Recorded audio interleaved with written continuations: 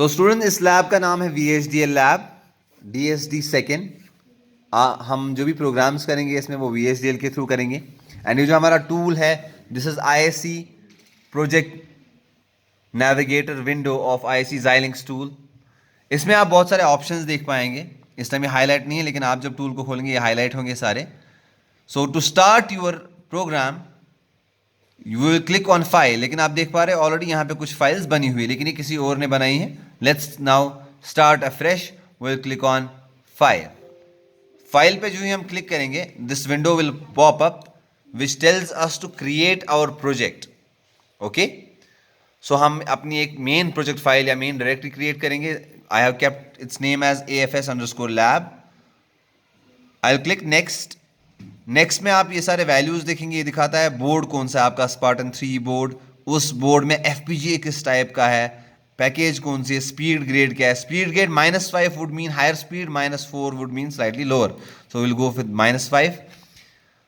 Top level source type HDL। And यहाँ पे जो आपका सिंथेसिस टूल और सिमुलेटर है, ये याद रखिएगा, ये है iSim VHDL Verilog, क्योंकि आगे जाके सिमुलेशन में भी आपको यही वाला टूल सिलेक्ट करना है। ठीक है, so your preferred language is VHDL for now and we click on next। so project settings हो गई and you will click on next। ये आपको एक प्रोजेक्ट समरी जनरेट करके देगा।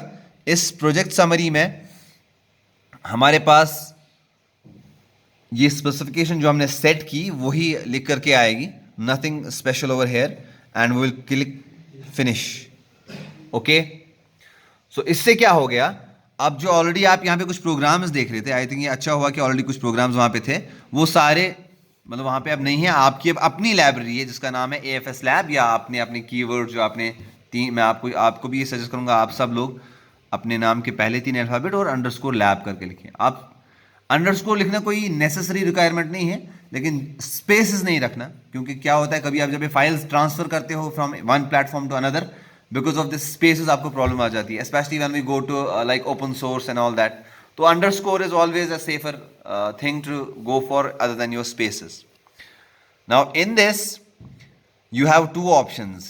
One is your implement, another is your simulation. And for implement and simulation, you will have different sub options as well. फिलहाल हम implement design पे हैं। अगर आपको याद होगा VHDL design flow मैंने आपको दिखाया। So what is the first step of VHDL? Everyone louder please. What is the first step of VHDL design?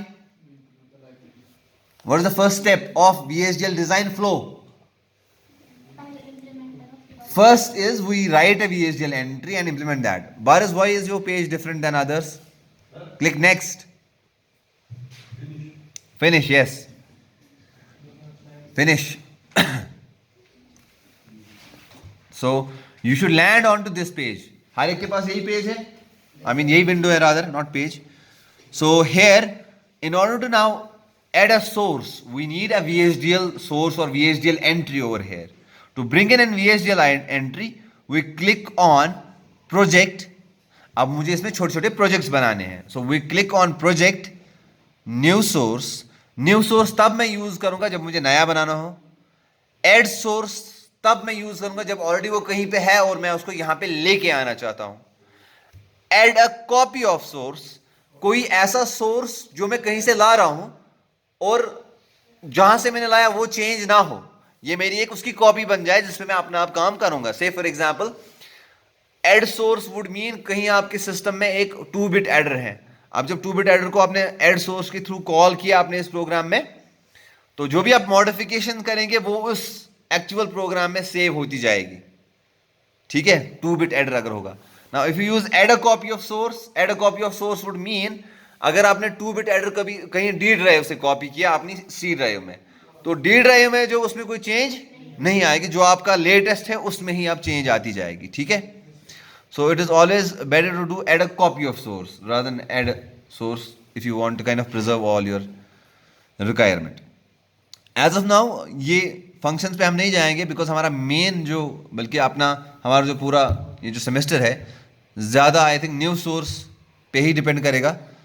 New VHDL library, manual compile, these are all higher options for us now. Maybe with time हम ये देखते जाएंगे, but here in this first step we'll just click on new source. अब आपके पास new source जब आपको बनाना है, VHDL tool या जो Xilinx टूल, ये काफ़ी स्ट्रॉन्ग टूल है, ये आपको बहुत सारे ऑप्शंस देता है वहीं से कि आपको सोर्स अगर बनाना है तो किस चीज़ का बनाना है, ठीक है। So do you want to create a source which is a schematic और user document, Verilog module, VHDL module, library package, आपको बनाना क्या है एग्जैक्टली, या एम्बेडेड प्रोसेसर के लिए कुछ बनाना है आपको, या उसकी तरह बनाना है कुछ। लेकिन हमारा इस टाइम रिक्वायरमेंट क्या है, हमें बनाना है VHDL मॉड्यूल। तो सब लोग VHDL मॉड्यूल पे क्लिक करेंगे। किस पे क्लिक करेंगे? VHDL मॉड्यूल के बाद रुको, नेक्स्ट पे कोई क्लिक नहीं करेगा।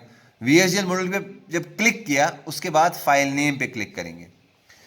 एंड यू कैन सी अभी आपका ये ऑप्शन नेक्स्ट हाईलाइटेड नहीं है। Only when you right a file name ये ऑप्शन हमारे पास आएगा।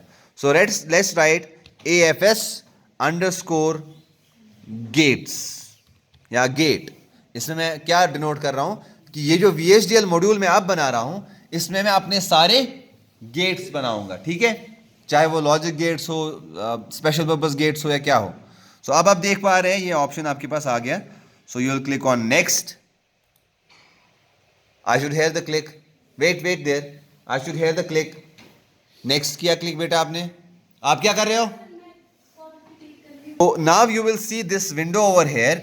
ये आपको कह रहा है डिफाइन मॉड्यूल की। अब जी आपने जो मॉड्यूल बनाया उसको एक एक करके डिफाइन करो कि उसमें मुझे रखना क्या है। एंड यहां पे आप देख रहे हैं एंटिटी नेम डिक्लेयर हो गया AFS गेट। तो आर्किटेक्चर नेम इसने रखा बिहेवियरल, आप चेंज भी कर सकते हो यहां पे या यही रहने दो, ठीक है। अब मैंने आपको पहले ही समझाया है कि एंटिटी में हम क्या लिखते हैं हमेशा, लाउडर प्लीज, एंटिटी में क्या लिखते हैं, कौन से इनपुट्स और आउटपुट्स जो मेरे मॉड्यूल में यूज होंगे वो सारे मुझे एंटिटी में लिख डालने हैं। सो मैं क्लिक करूंगा, डबल क्लिक करूंगा यहां पे एक लाइन में, और सपोज मेरा चूंकि 2 इनपुट गेट में फिलहाल डिजाइन कर रहा हूं, एंड गेट, और गेट, XOR सारे, तो A, B 2 इनपुट्स हो गए ना, हाँ, एक ही में दोनों लिखने हैं। क्यों? क्योंकि ये सारे मैं अलग अलग भी लिख सकता हूं, A फिर B फिर C, लेकिन बेहतर है अगर आपको सेम टाइप के इनपुट है, क्योंकि ये सारे क्या है, इन और 1 बिट है, तो ये सारे मैं एक ही जगह क्लब कर देता हूं, ठीक है। लेकिन क्या करना है, A, B, ठीक है।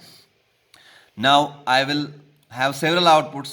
चलिए जी, C हम रखेंगे आउटपुट नॉट गेट के लिए, ओके, C, उसके बाद कॉमा D हो गया एंड के लिए, ओके, कॉमा E हो गया और के लिए, क्योंकि मुझे डिसाइड करना है ना यहीं पे कितने आउटपुट्स मुझे चाहिए, ABCDE, कॉमा F हो गया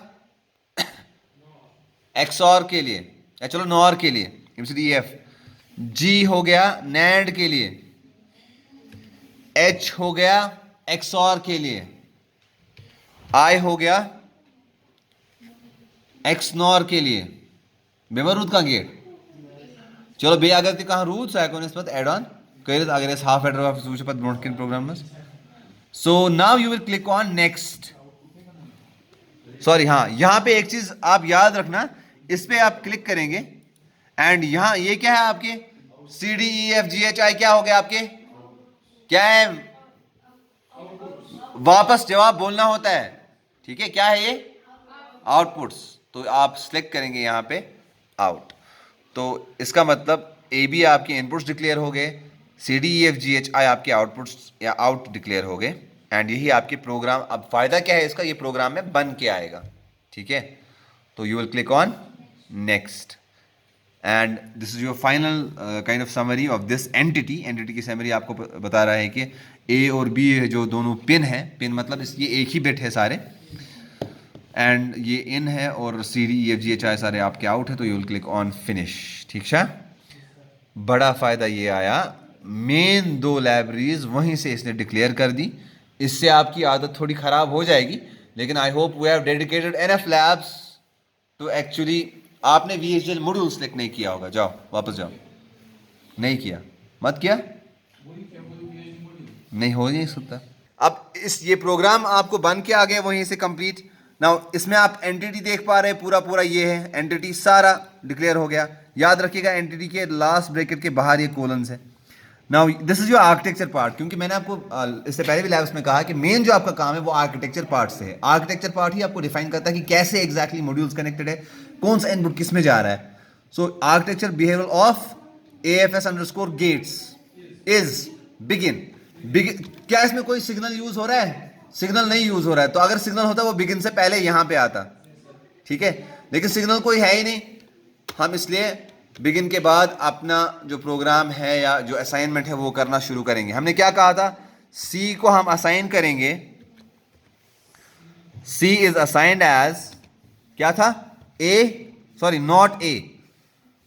हालांकि नॉट गेट आपका एक ही इनपुट होता है, तो ए या बी में से आप कोई भी लीजिए, लेकिन फिलहाल हम ए ही लेंगे। इसी तरह लिखेंगे आप D is assigned as A and B, और अपना यहां पे statement. So I will compile all of them. So ये मैंने सारे आउटपुट जो असाइन कर दिए एक करके, कुछ नहीं करना है। इसको लिखना है एंड, इसको लिखना है और, नैंड, बाकी इनपुट जो है वो सेम है।